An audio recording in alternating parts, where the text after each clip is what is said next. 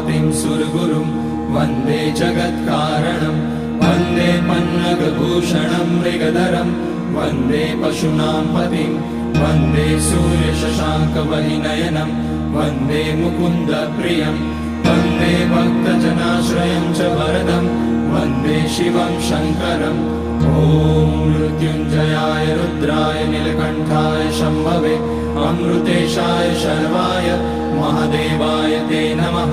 नमस्तेऽस्तु भगवन् विश्वेश्वराय महादेवाय त्र्यम्बकाय त्रिपुरान्तकाय त्रिकाग्निकालाय कालाग्निरुद्राय नीलकण्ठाय मृत्युञ्जयाय सर्वेश्वराय सदाशिवाय श्रीमान् महादेवाय नमः।